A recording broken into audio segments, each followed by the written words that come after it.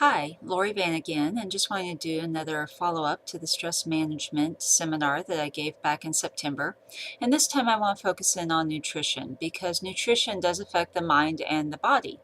And sometimes people don't really understand that, but nutrition is part of that trifecta of self-care that I've mentioned. And again, for review, that trifecta is sleep, nutrition, and exercise. And when one of those gets off kilter, it's a domino effect for everything else. So what we eat really does affect us mentally and physically. And to add to that, one thing you may not know is that 80% of our immune system is in our digestive tract. So when we eat unhealthy, we may actually be affecting our immune system. And now that school is in session, we know our immune system is really important because you got all these colds and bugs and viruses and all sorts of icky stuff just all over the place. And so we want to have a healthy immune system and do what we can so that we prevent missed work, missed school, doctor's visits. I mean, let's look at the cost of just going to the doctor and prescriptions. So we want to take care of our health to save money. And that's important nowadays. And if nothing else, the holidays are coming up and you need all the money you can get to help for travel or gifts or what have you, or just sock it away in your retirement. So when we eat unhealthy, it affects our body's ability to deal with stress. It's using those reserves to try to break down that processed food, that icky food, because it's not natural to our body. So our body has to work harder in order to break down all of the junky stuff. And going along with it, sometimes we can develop what's called leaky gut from poor nutrition. And I'm not a nutritionist, and so I'm not going to go into a lot of detail, but just the name of it, leaky gut, meaning that our gut's more porous. It's leaking out maybe essential nutrients and things that our body needs. It's not retaining it the way that it should. And to go along with that, serotonin, which is a neurotransmitter, we usually think of that being produced in the brain, but serotonin is actually produced in our digestive tract, or at least a percentage of it is. Serotonin affects our mood. You may have heard of serotonin used in antidepressants, in anxiety disorders, things of that nature. So again, that's that mind-body connection that what we eat may be affecting our serotonin production. And of course, what we eat affects coronary heart disease, diabetes, cancer, all sorts of issues.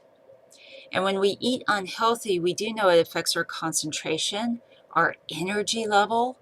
When we eat the junky food, we have that sugar spike, but we're going to have that sugar crash. And we're not going to feel like doing anything. And if you're tired and you feel worn out because you've been doing this diet roller coaster all day, you're not going to want to do any physical activity, which means that those cortisol hormones, that stress, is going to be retained in your body. And that contributes to weight gain, and it also interferes with healthy sleep. And then you start this whole cycle again the next morning. And when we don't get enough sleep, we tend to eat about 40% more calories the next day. So you can see this whole roller coaster going on. So how do you go about changing? Because you can't just go, well, I won't eat cake ever again. That's not realistic. You know, when you're told you can't have something, you're gonna crave it that much more. So instead, start with little things. I mean, just really small, what you think is doable. So if you drink, say, 3 colas a day, try to decrease it to 2.5, or maybe 2. And then do that for a week. And then see if you can go to 1.5 or 1 per day. And do that for a while, and then see if you can go every other day. So it's about gradual change. This whole all or nothing may work for a week or two, and then you're going to probably binge. So it's about gradual changes. And for fried foods, well, try to limit it to maybe fries every other day if you're a daily eater. Or maybe once every couple of days and then maybe once a week. And the thing that's really interesting that occurs is that your taste buds change, but so does your ability to digest food. Because when you've gone without these processed foods, this high sugar, this fructose, high fructose corn syrup, all the oil, grease, etc., our taste buds change. And when we have it and it's been a while, we no longer desire the taste. It tastes funny to us. And it can actually cause digestive issues. It gives you an upset stomach when you haven't had that kind of junk food in a while. And then you notice that you really don't crave it the way you used to. And for those that have wondered, I do think sugar can be an addiction. People don't really think of it in those terms, but I think that it can be. And I'm not going to be a hypocrite here. I like sugar. I love frosting. I like cookies. I like ice cream. I like desserts. But it's about priority setting. So I try to restrict how much sugar I do each day.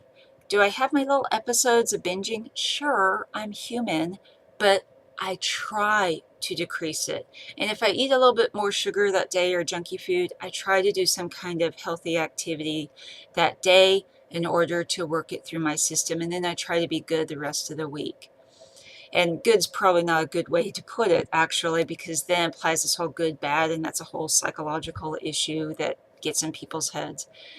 So that's sort of a quick summary of tips for nutrition and to really understand that mind-body connection.